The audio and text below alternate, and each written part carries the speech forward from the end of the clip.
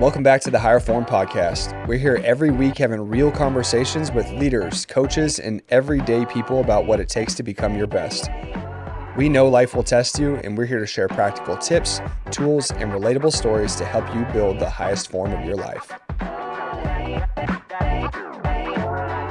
This week, we're going to go back and celebrate some of our favorite moments of 2025.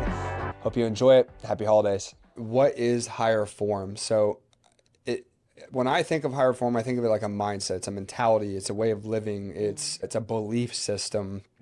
And I think you can speak to how that really comes to life. You know what I mean? Yeah, I think it's like you're always evolving and adapting, and you want to continually find your highest form of yourself, of your career, of your relationships, of your life. So trying to find your higher form in all aspects involves a lot of different things. And that's why we liked it and came up with it and felt like it was a great all-inclusive way of thinking. Correct. Yeah. And who we're really speaking to will come to life as we really just lay out this belief system. And it's been interesting to kind of think about, like, how do we really like launch what this means, right? Yeah. I think the best way I can sum it up is saying, if you are someone who is an aspiring high performer in any aspect of your life, and that doesn't mean you have to actually identify as somebody who is a high performer now. Maybe you want to be. Maybe you want to be, right? Like, you don't have to be someone who's got all the success. You have the health, the wealth, the family, the business, all those things. But if you aspire to be a better version of yourself, you're probably going to like some of the things that we talked about. Yeah, for sure. And one thing that I felt like was necessary for us to really make it clear around the mindset, the belief behind this, is really just kind of laying out really like the higher form statement, I guess you could call it. So I want to run through that and just kind of share, what we've come together to make it feel like if this resonates with you, then this is going to be the exact place for you to become the highest form of yourself. Yeah. So the belief system is that we have no prime. We are forever working on becoming the best version of ourselves. There is no final form, just a higher form. No finish line, just constant growth. Every season of life is going to demand a different version of us. And because we want to be the best version of ourselves, we're going to welcome those challenges. We're not here to peak. We're here to rise again and again, to shed old layers, to break old patterns, to unlearn what no longer serves us and step boldly into what does. This journey isn't about perfection, it's about progression. And as long as we are breathing, we will continue to elevate, because our highest form isn't a moment in time, it's a lifelong mindset. Boom. Love it. As we will always lead with, we are not perfect, and we certainly know there's other ways of doing things, but we've found a pretty repeatable system that's been getting not only us, but literally hundreds of other people results predictably over the last several years since we've been in business. Yeah, for sure. I think it all stems from being brilliant at the basics. Yeah. Right? Yeah, that's a really good way to kick it off, for sure. Yeah. And those basics are really, we call them our 6 steps for success. We've talked about these or teased these a little bit in previous episodes, but we'll dive deep on those and all the principles and things that fall in line with that. But those 6 steps for success are strength training 3 days a week. It is getting quantity of movement. So a lot of people refer to that to like steps per day. Yep. Making sure you're getting that 8 to 12,000 steps. Yep. Eating mostly whole foods. Yep. Getting your 7 to 8 hours of sleep per night. Half your body ounces in water. Yep, half your body weight in ounces of water, general rule of thumb there. And then the last one being avoiding any unnecessary or excess toxins in your body, alcohol, harmful healthcare hygiene products, things of that nature too. Yeah, because if you can't do those basic things, we can't go deeper.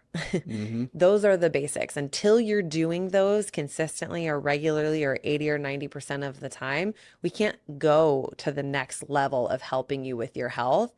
All these supplements and all these other things aren't going to make that much of a difference if you're not doing the basics. And that's what we've learned is people will have all kinds of things going on with them. And if they just try to simplify what they're doing with their days and with their food and with their lifestyle, they're going to see the progress that they want. What we were just talking about, it's hard to be really good when your attention's divided on multiple different things. You have these expectations that I need to show up for all these different people, and I need to be able to do what's best for this person and these people and those people and this person and that. And that's something else I've seen you work through as well, is really trying to turn your focus on what serves you best. And it's interesting because you talked about learning that lesson in college about being selfless. Yes. And I'll let you share more about it yourself, but I think that's one of the challenges that I've seen you naturally focus is on how to be more selfish. Can Yes. you talk about some of the challenges you've faced even from that point, things that are maybe more recent focuses of yours where you've tried to establish a little bit more of what's best for you, not necessarily serving everybody else's opinions? Yeah, I had to realize that there's a line, or just, I don't want to say balance, because again, I think it ebbs and flows, but realizing that being selfish is not a bad thing when it's coming from the right intention, right? So it's taking care of myself, having boundaries. That's the biggest thing I learned growing up. Now that I have my frontal lobe fully developed at 25, I feel like I learned what boundaries actually mean. Yeah. And I never had boundaries. What was your old viewpoint of boundaries versus where it is maybe more today? I felt like it was mean. I felt like it was shutting people out for some reason. Okay. But I realized boundaries is to protect your own energy and someone else's. And it doesn't need to be talked about all the time, but it's something that it's like, this is what I believe and this is what I value. And if you don't agree with it, that's fine. But this is what I will do if you don't respect it. Right. And I never knew that. I thought it was mean. I thought it was just something that you fight and you create a boundary and you're like, I don't know. It sounds. Would you consider yourself more of a people pleaser? Yeah. Yeah. That's Yeah. probably why it's challenging, at least from. Yeah. I have always wanted everyone to like me. Do you remember you know this, the strengths, Clifton strengths test? Yeah. I was a wooer. Okay. I wanted to woo people. Like I just love talking to people, but I realized that like my strength wasn't just that everyone should like me. It's more so that I want to have an impact on people, more so than everyone to like me. You've heard me say this before. I've always valued people respecting me more than liking me. Yes. And I think that you obviously don't want people to dislike you. I don't want people to like, F that guy. Yeah. Yeah. But I also want to feel like I can show up and be respected and have integrity and people understand that where I'm coming from is the right intention. Yeah. You may not love it. Yeah. You may not love me, but that's okay if you understand where I'm coming from and why I'm doing things a certain way. Yeah. And what I've found is when you set that boundary in place, things that you're telling me you're learning, at least in my own experience, when you start to set these boundaries up, people start to learn to respect that. And if they don't, let them. We've talked about this before too. Let them have that.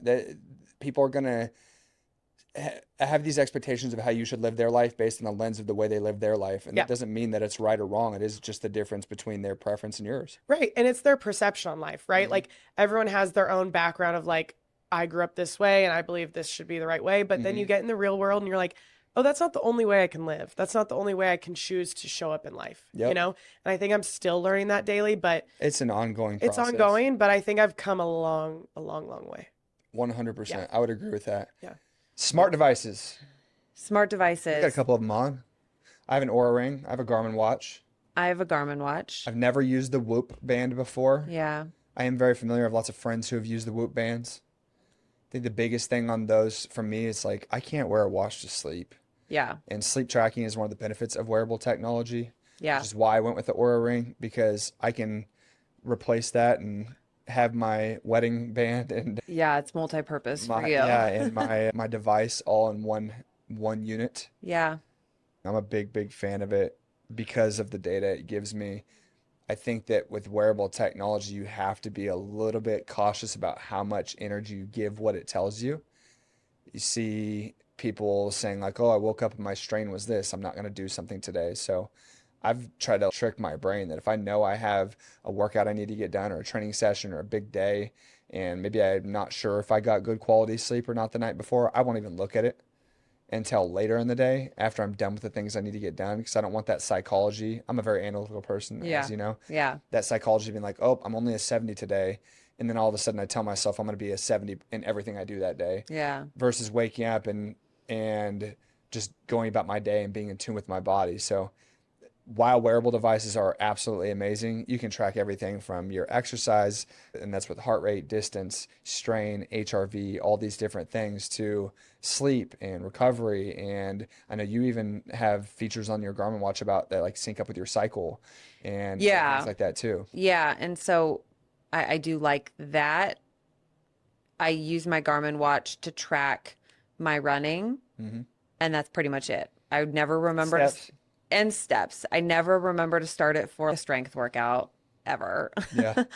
And I don't wear an Aura ring because I don't care about what it tells me. I would I'm not as argue that analytical you are and not. data I would driven as also you argue are. based on conversations that we've had that because you've The reason why I don't want to wear an Aura ring right now, and probably I have no desire to anymore after this, but I am still waking up at night. We have young children at home. I'm not getting consistent straight sleep. So I know my sleep scores are going to be trash.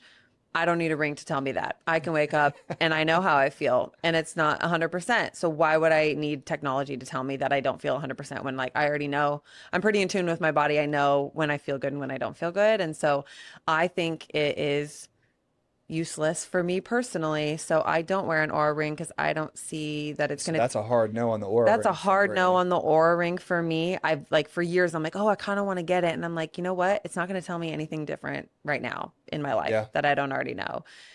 I wear my Garmin for tracking, like, my runs, my, pace and distance and my steps and things like that. But that's pretty much all I use it for. I don't track my, And a like, day-to-day watch, obviously. and to look at what time it is throughout the day. Yeah. I don't even have my text messages don't even come through. Like, Yeah. I use it as minimally as possible. Yep. I'm not as data driven as you are. I mean, I know there's some things that I am interested in, but a lot of things I'm just like, okay, whatever. I just love seeing the data. Yeah. So And we're a little different there. That's obviously where our personality differences Yeah. So come some to play. smart technologies or smart watches, I'm saying yes. I'm going to say maybe because I like my Garmin for certain things, but I don't care about all the other stuff. So Yeah, and think patterns over perfection on these.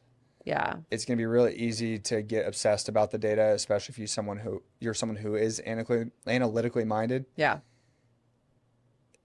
Be careful about letting it tell you how you feel. Yeah. You need to learn how to be in tune with your body and how you feel too. 100%. Don't let the data just tell you and then you go about your day like you said. Well, my watch told me I was a 70% today, so I'm going to act like I'm 70% I'm going to go off today. on a little bit of a side tangent on this. I think this is something that is another topic that we could obviously get way further into, but we have time to discuss now. With the increasing rate of growth in technology and AI, Mm-hmm. I feel like even I'm guilty of this. We're both guilty of it, of outsourcing our thought and feeling process to something else to do the work for us. Yeah. I think that will become even more of a challenge as technology and AI continue to evolve to where people aren't going to think or feel or analyze things for themselves. Yeah. Like I said, I'm guilty of that some as well. Yeah. Yeah. So it's increasingly important to make sure that we're using all of these different types of technology, whether it's a new AI tool, whether it's a Whoop, an Aura, a Garmin, any Apple Yeah. Health, whatever it is, making sure that we're using them as things to help guide us and support us, not tell us the facts of the situation. Yeah. Because at the end of the day, we're human and we are not a machine, and the body and the mind and this whole system is super complex. So to completely outsource that and look at it only with data is kind of missing the human element of it. Yeah. Which is where we have to find that balance as technology progresses. Correct. Yeah. We'll do a really quick Yes, no, maybe on yes, all no, the maybe on topics. all of them. So number one, cold plunges and contrast therapy. Contrast therapy, yes. Cold plunges, maybe. Same. Protein coffee, whey or collagen or either. Yes. I'm going to say yes. Yeah. Peptides versus GLP-1s. I say maybe. I'm a maybe on both of these as well. Yeah. Make sure you're doing the lifestyle things because they are tools to help progress the process, not replace it. Yep.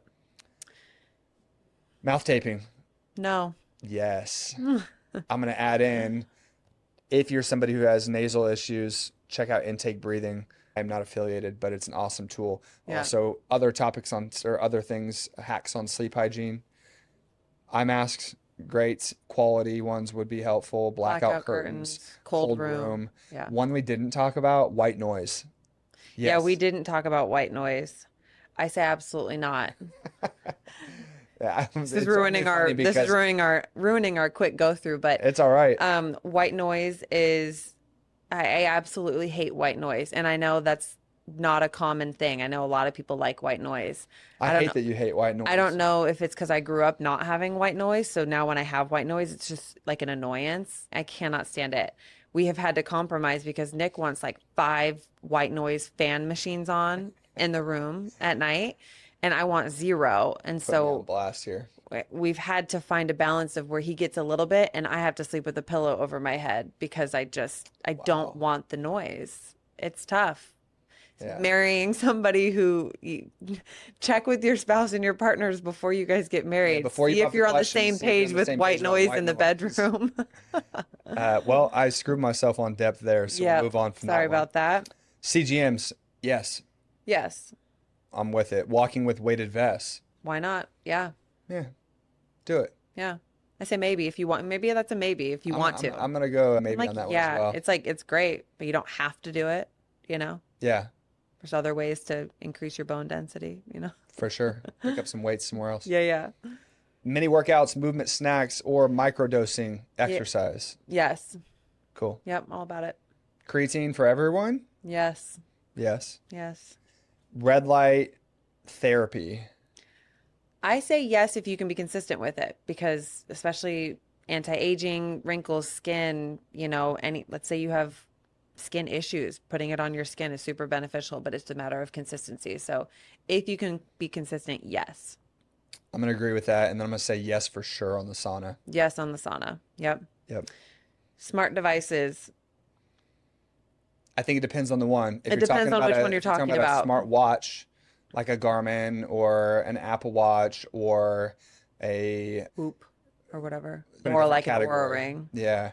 Or I'm thinking about like the Android versions, Samsung. Nobody or cares whatever. about the Android versions We are both iPhone users and Apple users. and Apple users. I was converted early in our relationship. I used to be a Samsung Galaxy guy. Yeah.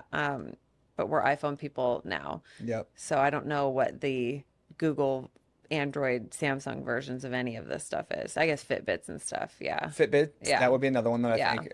The watches, yes. Aura ring, HRV tracking. I say maybe if you like Whoop it and you bands. want to do it, cool. If you don't. I think it's probably a maybe as well. Yeah. A Yeah. yes for me, but a maybe for others. Yeah. What advice would you give to somebody who maybe feels like they're stuck? They want something more, but they're not really sure about how to make it happen, or maybe they're scared or they're fearful of what's going to happen. What made you feel like you could just start, Okay, so first of all, and I'm still working on this, like telling myself that I can. And the only way that you can't is if you don't try. So I just had one day I was like, I'm going to put some applications in, see what happens. But the transition can't go on without you getting on board, and you have to take steps to get there. It's not easy, and some days it's going to feel like, am I even making progress? But it's just going to be an uphill battle really forever, because if you have goals changing all the time, you're just going to have to keep finding new ways to make them work, and you can't get to your goals if you don't attempt. So Yeah, you got to take a shot. Worst that's going to happen is you fail and you try learn. something else. Yeah. You try something else. What do you feel like I'm trying to think about the best way to word this. What do you feel like has made it easier for you to put yourself out there in those situations? So like I said, I'm still learning, but I started working with a mentor just the last maybe 12 weeks or 10 weeks or so. And when we're talking, she's been helping me just find my voice because I am quieter. People who know me would say no, but just in a general sense, I'm definitely one of the quietest on the team. You are hands down Yeah. one of the more soft-spoken people on the team. Yeah. And what's started to steal this from me for a second, but I feel like it's important for me to say, what's interesting about that is it hasn't hindered your ability to lead people. Yeah. And I think that there's a lot to be said about being a soft-spoken leader. And you've done a really good job with that because, to your point, when you did come in and take over, the person you were taking some of these sessions and classes from was not the same type of person you are. He's very outspoken and he's got a ton of energy. And it's not that you don't have those things, it's just different. Different, yeah. And I know you were nervous. You even shared it with me at the time about like, what if they don't like me? Yeah. Like, look, get over it. We'll figure it out. And if they don't, then we'll navigate it as it goes. But what's been cool is you've been able to gain a ton of buy-in from people with a more soft-spoken approach, which is, in my opinion, less common in the fitness industry. So I think that one thing that helps me with being on the quieter side is just making other people feel heard because in group I'm not shouting. Yeah. I'm not gonna, but I will go around and I'm gonna talk to every single person, ask them maybe something they told me last week. I'm checking in on that. Or it's just, I think it's more maybe for some people and more inviting to want to like open up about their day or something that they might be struggling with. And so it's helped me be able to make a lot of connections with some of the members here. Yeah. Well, it's giving them space to be able to show up and get the most out of their time here. You're not stealing that opportunity by giving them energy. You're almost like giving them a space to let go of some of the energy that they don't need to be carrying around with them. That makes a ton of sense. Well, I'm not motivated. Like I need to find my motivation before I start, working on it or getting in shape. Motivation is not the key. And if you did not know that, go back and listen to episode 2 because we spent a whole hour talking about it. Yeah. And if you always wait until you feel like doing something, you will never get it done. For sure. The harsh reality about motivation is it is wonderful when it is present, but when it is not, what do you do? Yeah. Well, and a lot of times you're not going to feel motivated, but if you go and do it and then you wake up and you do it again the next day, you start to build this momentum of, well, I feel good when I do that. I'm going to keep doing that. And then it just naturally creates your desire to want to keep it up, just like anything else. But in terms of fitness and health, you're like, I feel good when I do that. I want to do that again. So you're just continually trying to chase that. I feel good when I'm working out or I'm picking healthy meals or I'm going for walks every day or whatever it is that you're doing. Action precedes motivation, not the other way around. Yeah, you got to move and then you'll start finding more motivation or getting motivated because you were liking the outcome of it. And when motivation's not present, just episode 2 in a nutshell, you got to lean on discipline and routine, accountability to the things that you've committed to yourself. And it goes back to just once again being clear about what you're doing and why you're doing it and keeping promises to yourself that are important for you to accomplish. Yeah. So when you don't feel motivated, get it done anyways, and I bet you'll feel better afterwards. Yeah. You just had your guys' second child, or I guess your wife had your second child recently, but tell me a little bit about, I know you're very passionate about being fit as a parent and finding ways to make it integrate into your lifestyle. Why do you think it's so important for people as they get into parenthood to prioritize their health and fitness? I've been thinking about this. I've been like mulling over this a lot lately. Yep. And what I've really been kicking around in my head, and hopefully I don't butcher this because I'm not sure I have an eloquent way of saying this. We'll get there. Fit parents, parents that aren't in pain, parents that know how to deal with their stress, parents that are sleeping well are better parents. And I don't mean that as a jab at parenting techniques or any of this stuff. I just mean relative to if you're out of shape, we take the same person, same parenting style. If they're out of shape and they're in pain and they sleep terribly and they don't know how to deal with their stress, compared to, okay, now they've got it figured out. They're locked in.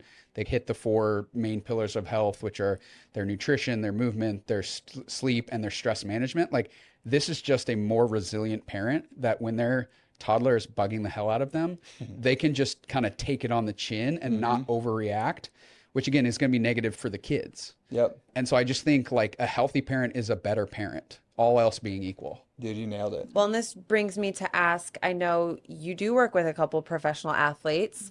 I know you work with some Chiefs players, which Kansas City people will love all of that. But then you work with a couple like MMA guys and stuff too, right? Or one in the past. In the past, you have? Yeah.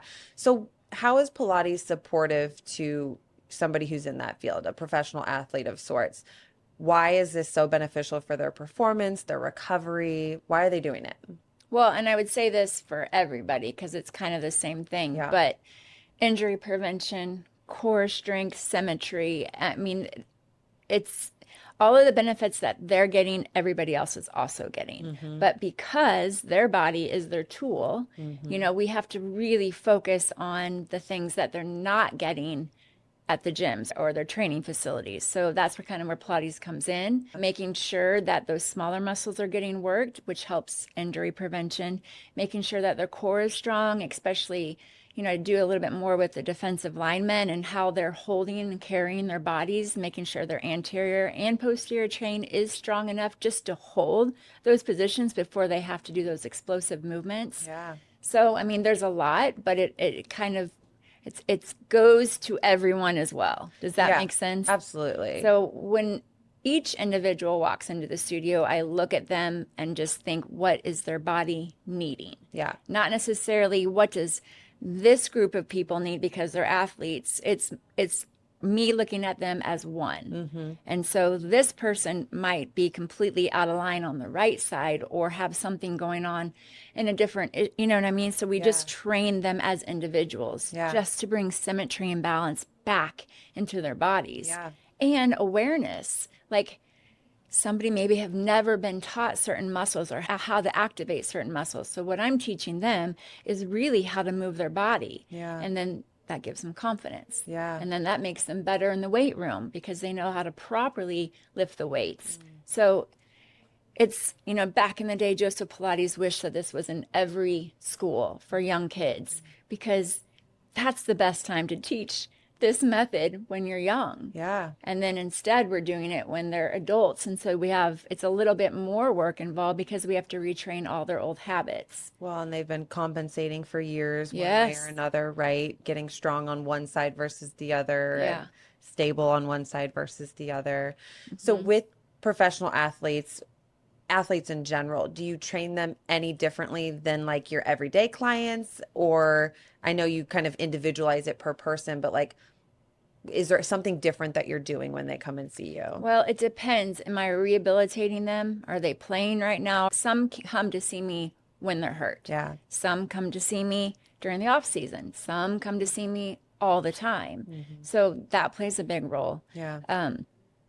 They are exhausted when they come to see me. Yeah, I So bet. I'm not going to kill them. You know what I mean? I'm going to do what they need because they usually come in after they've lifted weights. So they are stiff and their spines hurt.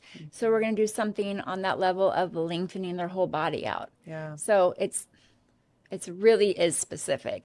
How do we give the best fulfillment experience and service to our clients and our customer base? Yep. But how do we also do the same for our team and give them opportunities to continue to grow and Yep. you know, share that vision with them so that they feel like they're a part of the bigger picture and where we're going? Well, you guys, I mean, you have an awesome team. And, you know, I think why we get along too is both of us, I think, subscribe to the idea that it's a lot more fun and it's a lot better to try to be the best in your space. Hell yeah. As opposed to being a commoditized like middle ground. Hell yeah. Because like it's way more fun. I was talking to somebody about this the other day. It's way more fun to be like, hey, you know, talking to your team, like, hey, we're probably a little more expensive, but like we are absolutely trying to be the best version of what this is. Yeah. Period. And that is so much cooler than being like, hey, we're kind of in the middle. You know, like we don't want to do too crazy, right? Because you know the costs don't work. We don't want to be too over the top with our clients. You know, we just kind of want to go, and that just doesn't seem like a whole lot of fun. And dude, from my experience, especially in the fitness industry, there's really only two ways to win. You can be on the higher end or you can be on the lower end. And I don't want to be known for something that's cheap. Yep. I want to be known for something that's valuable and life-changing. And to me, you talk early in this conversation about fulfillment. The best fulfillment I can give is giving people the best opportunity to see success and how we can help them create that, whatever that looks like, you know? Yeah. So I think that's the best case scenario for everybody to win is to go out and try to be the best at what you want to do, no matter if it's, you know, prepping meals for people to be able to live healthier and eat healthier, or it's going out and trying to get them a good workout, you know? Well, and like I think too, now that I've got one daughter and then another kid on the way, it's like, you know, looking at things and hoping that business is important, but it's something that's a part of your life. Can you be proud of it? You know, can you build something that, you know, you can show to your kids and give them experiences where they're not just proud of the outcome, but like seeing you as somebody that is doing something worthwhile, right? Yeah, man. And at least like not necessarily inspiring them and like, oh my God, there's my dad or my mom's so good, but rather like, you know, can you just be someone that then they look to? They're like, my dad works hard. He treats people right. Yeah, like, man. There's good opportunities. Like, you know, maybe I learned a thing or two, even if, you know, I want to play the violin and that's my dream, you know, not running a business. Yeah. But that's really changed my perspective. We've gotten a ton of feedback around how much people enjoy working with you, and you are not the rah-rah coach. You are not the one that is going to sugarcoat things, but also put this unnecessary pressure on people. I think you do an amazing job of staying even keel. And it's like, I'll tell you good job if you do a good job.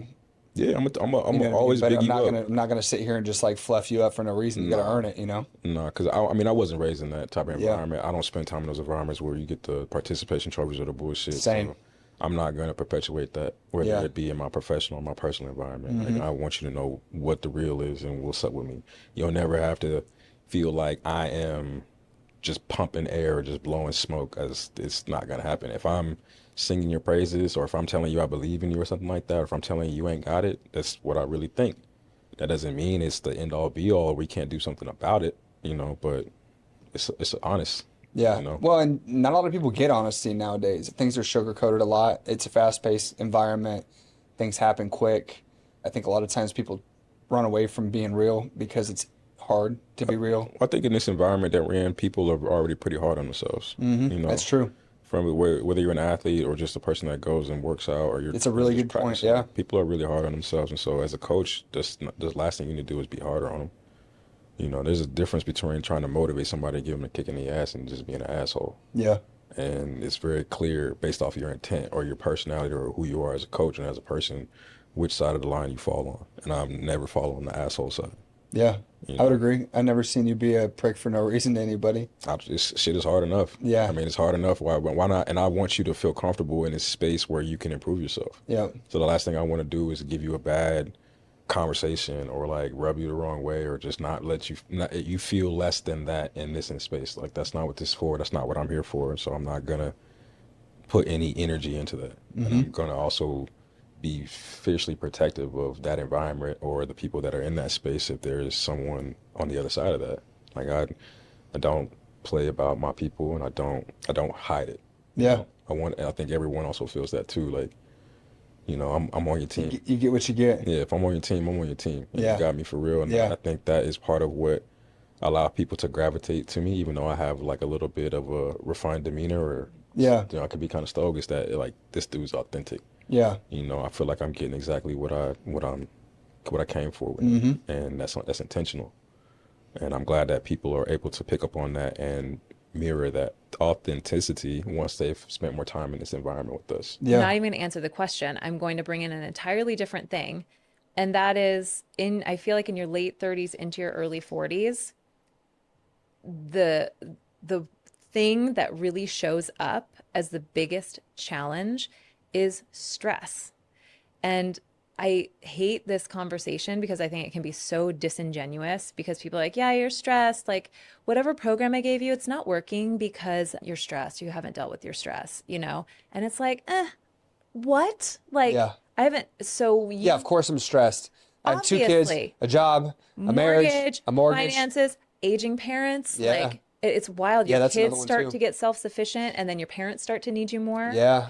It's just crazy. And around this time, I feel like is when we are taking on more than we've ever taken on before. We're like frogs in the boiling water because it's just compounded and compounded over time. And like, when you have little kids, the sleep deprivation is real. It absolutely is. But there is a deep like resonance to the kind of chronic stress that builds over time from jobs, finances. And when I talk to people, I don't ask them, I've said this before in various places, I don't ask people if you have a stressful job or if you have relationship issues or whatever. I'm just like, you got a job? Check. Like, that's stress. You've got a family? Check. That's stress. You Yep. can love something so much and it can still tax you mentally and physically. And I don't mean this to be like a doomsday, like there's nothing you can do. There are things you can do, which are not like taking a bath and meditating. I hate that advice. It drives me freaking nuts, because what stress have you ever solved, like really gotten to the root of, by sitting in a pot of hot water?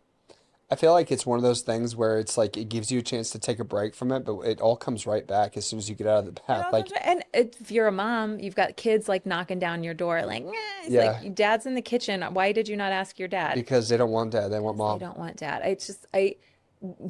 Yes, water is soothing, warm water is calming, all of that, but I've never once gotten out of the bath and been like, problem solved. Yeah, you could go down a Never. whole rabbit hole of all the different trends of stress management and all the gimmicky things. And while some of them make a lot of sense in certain scenarios, stress management isn't as simple as just plugging in this one No. recovery modality for 30 minutes.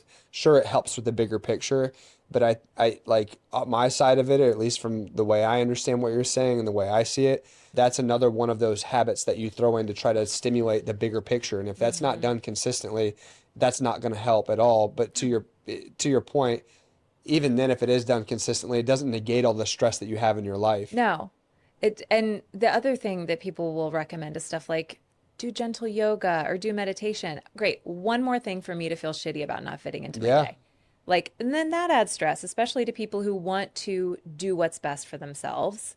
And so that bothers do more me to too. stress less seems very counterintuitive. Exactly. And some people, depending on kind of your particular brand of anxiety, can experience heightened anxiety when you try to quiet your mind.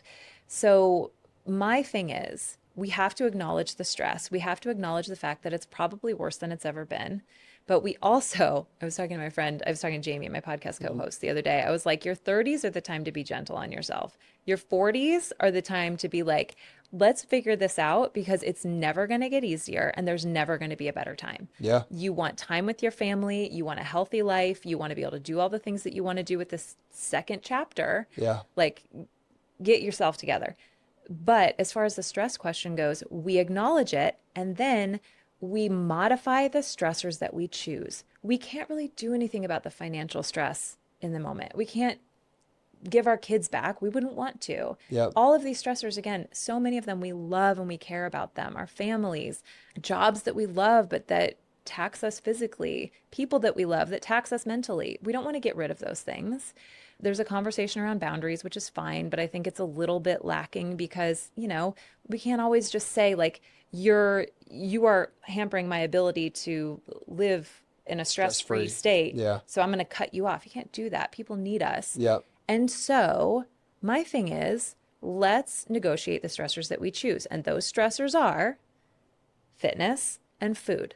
So how are we stressing ourselves with food? And how are we stressing ourselves with fitness or lack thereof? Yep. And how can we line those up to give us the best chance possible to live a little healthier? Does that make sense? Makes perfect sense. What I hear from that is improve your tolerance Yeah.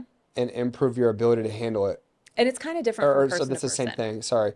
Improve your tolerance and improve your capacity. It's that, and it's what we talked about at the beginning. And depending on your personality, it can be a little bit different. So if you're a person that has like fully bought into the 90s hype of like working out more, working out as much as you possibly can, and eating as little as you possibly can, Yep. you are stressing yourself Yep. with a lack of nutrition and over fitnessing. Yep. And so we need to reverse that, and we need to pull back on those stressors, and we need to get you in a more balanced food and fitness profile. Yep. If you are the person that does nothing because you're just frozen and you don't know what you should be doing and it all feels like too much, we need to kind of elevate you into a better fitness and food profile. Yep. The other thing that stresses us, especially as women, is a lack of carbs. A lack of abundant energy to the body signals the body. This is about stressors and it's about signals. It signals to the body that you're not safe, which drives up stress hormones, Yep. which puts you in a stress state, which also downregulates your metabolism. We know this with fair amount of certainty that a very short period of stress can actually downregulate your metabolic rate. Yeah. And that stress would be, we know that calorie restriction does that. Yep. And so you're constantly fighting uphill. So that's what I mean by kind of modifying those stressors that we choose and making sure, stressors can be a good thing if used properly. Yeah. So what are you increasing your tolerance to? We Yep. don't want to increase your tolerance to out of control stress. Yeah. Because there's a very, you'll hit a wall with that. But if we can give ourselves some carbs, signal some safety, rest properly, and then apply exercise, the stimulus of exercise properly, I think we can get a lot more mileage out of that than just feeling like, God, I need to meditate. I need to take a bath. I need to cut my mom out of my life, all of that. Yeah, and I think that there's probably a little bit of truth in some situations to some of those things. Sure. I very much am like an analytical framework type of person. So when I think of this, I think of the thing that we really like rooted what we do at Avexia in. Avexia meaning wellness in Greek. Mm-hmm. This umbrella of managing stress and being able to look at things from a perspective of what is going to intentionally increase our stress capacity and tolerance. This is what I was trying to say short earlier, but Resilience, increase your our resilience, yeah. correct. Being able to do exercise to increase your resilience to stress, being able to get movement to help circulate and manage stress, to be able to get the right amount of sleep, the right amount of hydration, the right amount of nutrition to be able to recover from stress and support the overwhelm that is inevitable in some of our lives, and trying to figure out how you move the needle and the dial on each one of those things to create this perfect balance, which we've said multiple times will look different for different people. Your purpose has to be something beyond just wanting to be good or just wanting something, just wanting an outcome. It has to be something that gets you fired up and keeps you going, whether things are going well or they're not. The thing that gets you to show up when you win, the thing that gets you to show up when you lose. And that goes back to consistency with the process. But man, I think the hardest times in my life, just time back into adversity, have been the things that have turned me into getting the most purpose. I'll go back to losing my father when I was 28. Had I not gone through that experience, obviously I'd give anything in the world to have him back. And obviously, like, I would love to change that, but I can't. And I think the thing that's most important in those types of scenarios is, like, what do I gain from this, right? Like what I talked about earlier. Not having him here has made me a better father in a lot of ways. And that may sound strange, but I don't have that connection with him, so I had to find it through my boys. And not having that connection, knowing that it could go at any day, and realizing that life is short and that things can change on an instant, it's made me look at every moment I had with my kids as that opportunity that I won't get it back. Something as simple as last night, they're strolling their bikes around in the garage. I'm getting a workout in. I take a moment in between sets to just breathe and think, like, man, this is it. This is where it's at. Sometimes in life, it can be hard to stop and pause and reflect on those things, but those moments that allow you to ground yourself are the ones that will keep you going when things get hard, or even when you win. I think on the other end of it, starting over in business, there have been times where we've been high and things have been rolling and everything's good. And then there have been times where things are low.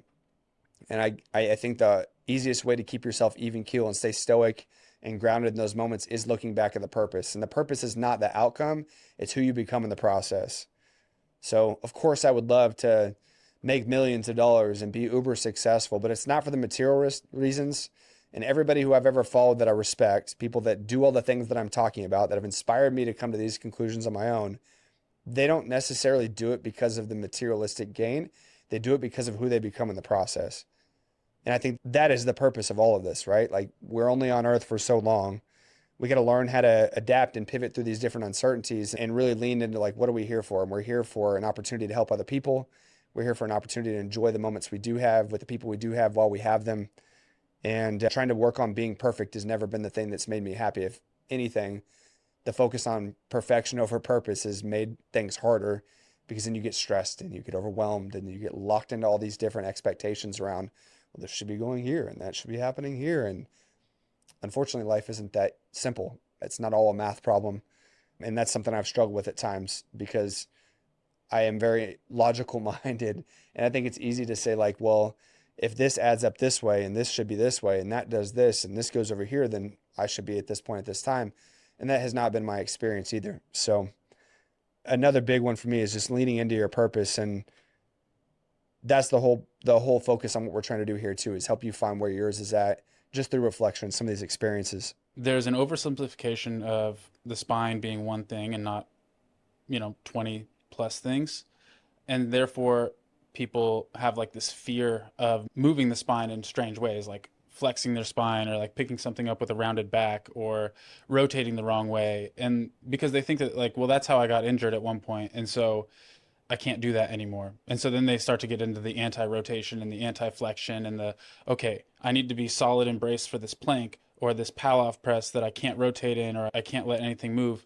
And we'll dive into more of why that's a problem when we talk about how the body heals and how it develops these things. But when we treat the spine differently than any other joint is when really the problem starts. Yeah. And so I think that goes in really to finish off this point of why pain and injury happens, is because people just stop using their spine or their spinal joints the way that they're designed to be used. It's like, if you only go to the gym and you do planks and pal-off presses where you don't ever move the spine much, or you always squat, you always bench, you always do these neutral spine drills, when you do that, you're not really using all of the spinal joints that you have more than one range of motion, right? Yeah. They're all in their like their neutral range of motion. You just get really, really strong in that neutral range of motion. It's imagine like if you had your elbow just always in neutral position here. And like I just always did bicep curls like this, isometrically, or tricep extensions isometrically, or rotator cuff isometrically, but always from this position. Eventually you're going to have a dysfunction at that joint. And that's really the point in like why these things happen, is because people, they oversimplify spine training and they're afraid of moving the spine, which we really shouldn't be. You know, if you ask a kid to go move their spine or pick something up, like they're always going to round their back and pick something up. Like teaching a kid how to lift neutral spine is actually a chore in itself, because they're naturally, they want to lift things that disperses those forces evenly, which is the thing that stops happening that causes injury, is that force gets dispersed evenly. I always think about anytime I've ever hurt my back, and it's always in the weirdest positions. I go to reach in the back seat of the car, and I get that little like, oh man, something feels out. Or I go to put weights away after I've just done a heavy set and I'm not actively bracing. And in those situations, I'm outside of that range of motion where I focused on a lot of strength and stability. So the second you twist or turn or bend or flex in a direction that you haven't trained in, then all of a sudden your body's not exposed to those scenarios. And you talk a lot about the joint, but even all the muscles that are associated with driving the movements through the joints aren't really training dynamically. They're training more isometrically, like you said, or more from a place of stability and rigidity. And a lot of people, you want a strong, rigid spine, but you also want to have a strong, mobile spine. You want to be able to move. You want to be able to be free. And if you look at, I love going back to anything athletic or sports or dynamic focused. I think of like someone snowboarding or surfing, or somebody who is doing anything rotationally. Like there's so much range of motion the spine needs to go through to be able to do that and to transfer force appropriately. And then all of a sudden, if nothing we're doing is allowing us to train it dynamically at the most focused and, like mind, body, brain connection point, all the way through the more advanced, powerful rotational things, of course you're going to end up getting hurt. And to me, when I think about getting hurt, it's that, but in this also a lack of exposure to certain positions from a lifestyle perspective. If you sit all day, and I'm in a little bit more of a C curve here, people think like that's bad posture. And it's like, well, it's not inherently bad.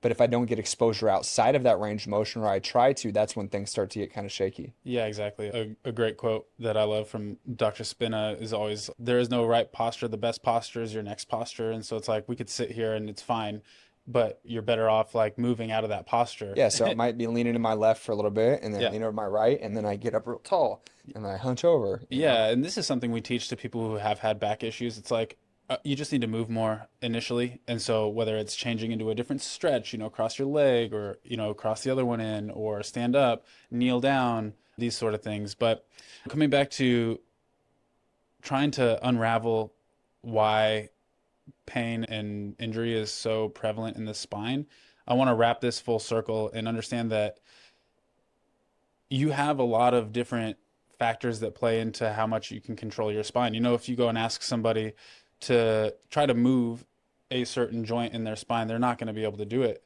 unless they've practiced it a lot. Like I maybe have a chance, but it's still hard for me to individualize each one. And so, having that ability to control, and even being physically and mentally or neurologically aware that that joint is present in your body, is one of the prerequisites to having a healthy spine. And that's where we lose that, because we don't ever use it. When we stop exposing ourselves to these ranges of motion, in whether it's in training or in life, and we are always in neutral spine or barely ever out of it, we start to lose that reception, the information coming up to the brain. It's like the brain requires movement in any joint for it to understand where and what's happening. I'm out of service. I can't connect. Yeah, exactly. It's like there is no cell phone reception at that joint. That's what I think of when you said that. Yeah, that's a great analogy, and I've never even thought about that like that, but it really is like your spine, it's got no cell phone service to your brain if you've lost that connection. And so you can't even regain that connection unless you're moving that joint. So if you're stuck doing neutral spine everything, then you're never awakening that Stimulus, response, connection, whatever the word that is. service, Yeah. that connection. So that's what we call afferent efferent flow. I mean, that's the neurological connection, brain to body, body to brain. There's this constant flow of, hey, I'm trying to move this way, and your body's saying, okay, well, I'm moving that way, and your brain's like, okay, now I can feel that. And so there's this dynamic loop of this. And it's funny because that's one of my notes for the very end of the podcast, is to like hone that in. But it's something that we'll come back to throughout the entire story about why spine injuries happen and what to do with them. It's funny because when we were talking about this and ironing out what all we wanted to cover, we take a lot of supplements. It's going to sound like a lot, but not all of them are all the time. Yep. Right. I mean, sometimes some of them are seasonally or whatnot. Most importantly, we only take them because we're looking to close that gap from like small 1 to 2 to 5 to maybe 10% increments of progress, or closing the gap from what we would consider good to great. I think it is important to start with the fact that supplements are supplementary. I like to say supplements are there to supplement a healthy diet and lifestyle. So they shouldn't be what you rely on to get optimal ranges of your vitamin and mineral counts in your body. But they're there to optimize and get you from maybe a good point to a better point. It should go without being said, you have to prioritize good nutrition, good sleep, training, and then supplementation can fill the gaps for where there's opportunities to optimize, like you said. Yeah, exactly. And keep in mind that the supplement industry is a $60 billion industry. Lots of money to be had in selling supplements. Your favorite influencers have probably tried to sell you something at some point in time. There's supplement shops and stores and all types of different places that are full of good stuff, but also things that maybe aren't ideal. Sometimes you have to push through a little bit of resistance gracefully to be able to get to a point to where the other person can actually understand the scenario. Yeah, like, oh, wow, this really is changing this, in our relationship, in your life, your energy's better, whatever. And being able to be in a position where you're okay with them not being on board. Yeah. You got to accept that if it's something that really is important to you, sometimes the journey can be a little bit more lonely. But in that scenario, I always tell folks that I talk with, like, if you have somebody that doesn't support you at home, it's even more important that you find other people that support you. Yeah. And that's where joining a community group, having a coach to be able to counterbalance some of the support you lack in other places. Yeah. You just got to get resourceful and find ways to do it. And most people can spend $50 a week on their health. Yeah. That's really not that much to ask for. You can go get a part-time job, DoorDash and doing Uber, selling something online. Like, there are 1,000 different ways to make $50 a week that you can spend then on your health. And I would think it would be pretty difficult for you to not find a solution out there that is around $200 to $250 a month that gets you where you want to be. Mm-hmm. You just have to be ready to make that investment and do whatever it takes to get to that point. But that really, in the grand scheme of things, is not that much money, considering the benefits and what it can do for you on the other side of it when it's done appropriately. Yeah, yeah. And that's just the hard part for most people, is not maybe being able to see far enough in advance to say, okay, this is going to pay off, and putting themselves in a position to really like make moves, Yeah, for sure.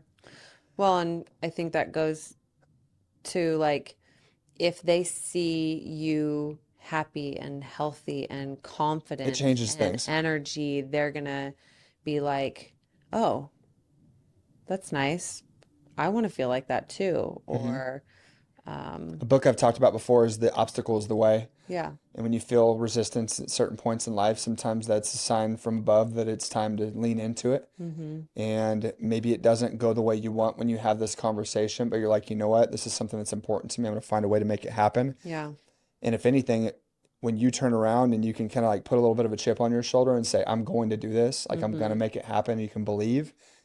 When things start to click, you become a leader in that other person's mind. Yeah. You are showing them the way through resistance. Yeah. And then all of a sudden, maybe that's what it takes, right? Like, I think we kind of already said that, but Yeah. Yeah. let the results, let the consistency, let the effort, let the work and the outputs from the work turn around and start to lead the way for other people. Yeah, and we've seen this too, where somebody decides they want coaching and they get involved in what we do, and then like their partner wants to start later. And 'Cause literally like 2 or 3 months later, it's they're like, like, oh, hey, my wife or my husband or my Yeah. friend or my mom or my sister or whatever. yeah, is like interested. They've seen how Yeah. much more energy I have. They've seen that I am wearing clothes I wasn't wearing before and that I'm just feeling stronger and I Yeah. can move the granite countertop now and Yeah. whatever it might be. But when you can show the results and you can be in a position where you lead the way and you push through the resistance and you set those boundaries and really give yourself an opportunity to go out and make it happen regardless of what level of support you have, Yeah. it can be pretty empowering. Yeah, for sure. And then not just for you, but the people around you. Yeah, because again, it's a chain reaction. It's a ripple effect. It's a domino. Those are the only 3 that I can think of. It's gonna, everybody else is gonna notice it in your life too. Yeah, Yeah. for sure. Yeah. Well, you can't force people, but you sure can inspire them. Yeah. And just circling back on a couple of the really important pieces, you have to start with the why. Why is this important for you to uptake this new goal or journey that you're on? Why? So you need to figure that out for yourself first. I think that's step one. Before you even try to convince or talk to your partner about why it's important to you, you need to dig deep and understand, why is this important to you? Why are you wanting to go get a coach? Why do you want to go follow this program? Why do you want to get a bunch of weights for the house if you're working out at home? Because you want to start Everybody is their own little science project. Everybody's body responds differently. There's no like cookie cutter approach to hormone optimization. We are all different and we all respond differently. And that's an important indication if you're with the right clinic, is if they're working with you and customizing your program to you. Right? It's definitely not a one size fits all approach. Well, I think that is what I respect about the way you guys do things, is that you're not just sitting here saying that this is what you should do. Here's what, like you said, here's your script. Here's what you're doing. You're out next and pumping people through. Yeah. And you can tell a lot about people by the way they practice business and the way they practice these types of interventions. So I think it's really cool that you guys have that much depth. And I wanted to make sure we covered how you guys proactively address the concerns and things that people have, because I feel like it's got to be one of the bigger barriers to you being able to help people, is helping them get some peace of mind around making these types of commitments to whatever it is they're going to do to make the changes that they're looking for and start to see the progress that they're missing. Yeah, and another main thing, and you'll like this because it fits directly into your business, but if you want to maximize your benefits with whether it be TRT, HRT, peptide therapy, medical weight loss, if you want to maximize your benefits, you need to be on top of your nutrition. Yep. And you have to do some type of strength training or exercise. You got to move your body, right? Yep. Now, you're going to get benefits just from optimizing your hormones, right? Yep. But if you really want like that body transformation, that body composition, you still have to do all the other things, right? This hormone optimization will give you the energy and the motivation to do that, but you still have to act on it, right? So you have to come to a place like Avexia and train, right? Yep. And when you couple all those things together, life's good. I mean, that's why it felt like such a natural opportunity to partner with you guys on getting a connection, having a place that we could trust and send people and even have you guys refer back and make it just a big community. One of the things that Britni and I talked about when we first started all this was our biggest goal was to create a network of people that we could trust that could touch every aspect of optimizing health and wellness, even if it's outside of our scope of practice. So it's been really important for us to find other people who do things that we can't do, and they do them with the same mindset, the same intentions, the same expectations, they set the same standards of care for people. So I think that's really cool. Positively impact our community and make a difference. 100%, man. Yeah, 100%. What's your favorite workout song or type of music that you listen to when you work out? I think it depends on the mood that I'm in. I know that that's a horribly not rapid fire answer. Well, I honestly didn't expect you to answer rapid fire because I don't think that you could give like 2-word answers ever. Yeah, well, it's not a straightforward question, I'll say rop. Yep, that's it. Rop. Rock and Rop. rap. There it is. That's my rapid fire. Rop. That was authentic as shit because I didn't look at these questions before. You didn't. No. I did because I put them together. Yeah. But Rock okay, so music. rap. That's great. Rock and rap. Are we clarifying that? Yeah, that's great. Okay, just depending on your mood. Yep. All right. This episode of the HigherForm Podcast is powered by Avexia Health and Performance, your home for smart training, simple nutrition, and real accountability. built to help you look, feel, and perform your best. Whether you're just getting started or chasing your next level, visit avexiakc.com to learn more and start building your higher form today.